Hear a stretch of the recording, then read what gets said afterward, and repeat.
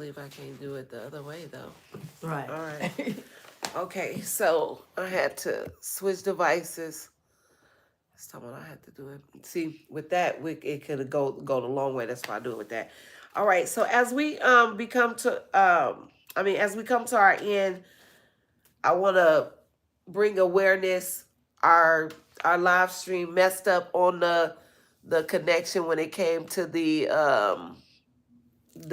laptop, so I had to switch over. You guys, we again have Lisa here. I'm your host, Tiffany Washington-Winn, and so we're ending the segment with how Lisa is talking about how the abuse affected her and then it went down to her children. So they both are now in their healing stages, and she is very much engaging with her kids about what she went through now.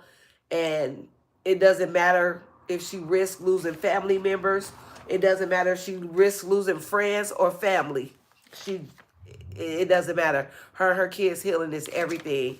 So Lisa, you talked about how your daughter now told you about a family member who molested her, and a few more of your nieces.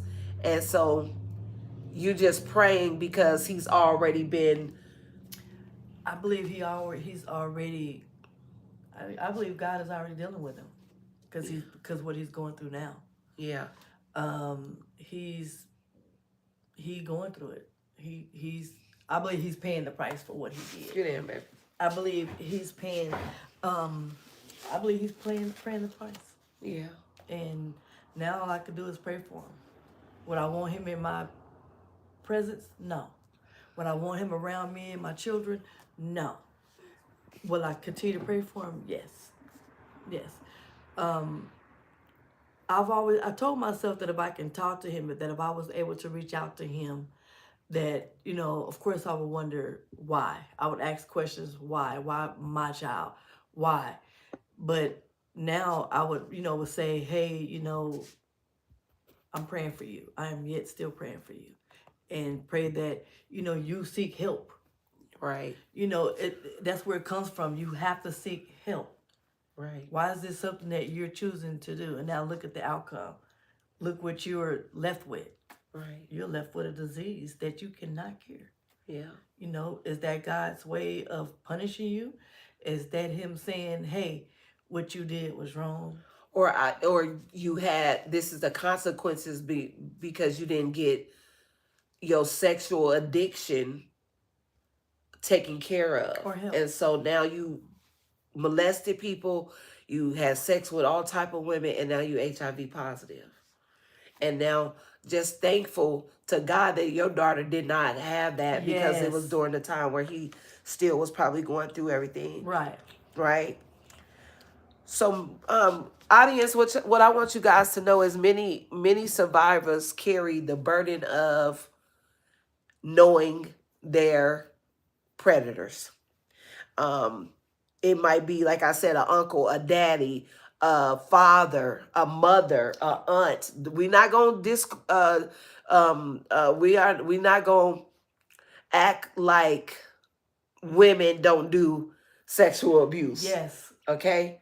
My same predator's sister did the exact same thing to me and my two little sisters. See what I'm saying? So women do abuse children, and men as well. Okay, nobody, children abuse children. Yes. Because it is something that is passed down. So as we close this segment, because our other video got shut down because of internet connection, so this is the end of our segment. But what I want survivors to know that their stories for years they have said or said in silence, but nobody has believed them. Right. Right? You are not alone. You are not misunderstood. Continue to be responsible for what happened. You're not responsible for what happened to you, but continue to be responsible for how you live beyond that. Lisa did not stay a victim. She was victimized, yes, but you cannot stay a victim. Be responsible for how what happened to you, you continue in it. Because if not, then you become have a victim mentality, and everything that happens to you now is going to continue to happen. It's going to be continue to be a cycle. So take responsibility over what happened to you, and do not allow it to happen to your children. Do not allow it to happen to you anymore. Stop being a victim to people. Fight for you. Advocate for you. Yes. You are important. This woman said, I have been through hell. My mother abandoned me. She did not like me. I had siblings that did not understand. I had a father who tried to get me, but my mom made it hard for me. I had a relative that abused me. I might have a son by my relative. I was abused sexually, physically, mentally, emotionally. But somehow, out of all of that, I have hope. Hope. And I found Jesus. And still here. She did not die. She did not let it destroy her. She's stronger than she ever been. And this is why I said we can't play victim, because I will not let my predators win. I was molested from 8 to 12. I would not let my predators win. They're deceased now, but you think I'm going to die while they sitting in the grave, or they, even if they were living, you think I'm going to die because what they did to me? No, no. So I want to just encourage you guys that the reality is this: abuse thrives in secrecy. If you keep it a secret, it will thrive. It will stay. It will make itself powerful in your life. And but healing begins when stories are spoken and they are believed. If your child come to you and say, "Mommy, this happened," believe it. Something happened. It can't stem from a whole lie. Something did happen, and I want you to believe what they said. I was told I was a liar, and I shut down, and I was, and that was the history. If you are listening today, and parts of this story feel familiar to your own life, please know this: your story matters. Your pain is valid, and healing is possible. There are people in communities, counselors, advocates. I'm one in Las Vegas, Nevada, Pahrump, Nevada, wherever close by, Armagosa, Tonopah, wherever in rural areas, we advocate, and there are ministries that care deeply about your journey. You do not have to carry your story alone. Lisa reached out. I met Lisa when I was younger, but I didn't know Lisa. I didn't know what she was going through inside her house. I could not imagine. But we met again at this time and place, and thinking not strange, you know? But her story, I just I had to hear it. I had to hear it from her. And I'm glad she was able to be brave enough to tell it. You are an amazing woman. You are brave. You are encouraging.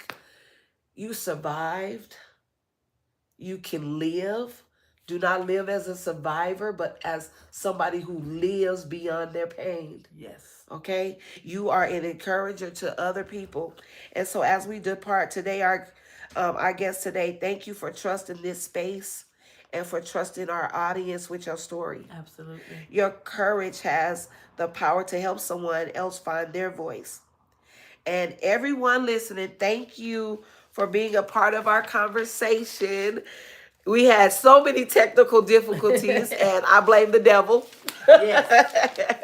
But what I want you guys to remember here on Let's Talk About It, is that we believe that healing begins when you talk about it and when you have the courage to speak on your behalf, because somebody else will not. But we also like the compassion to listen and the strength to walk together forward. Okay?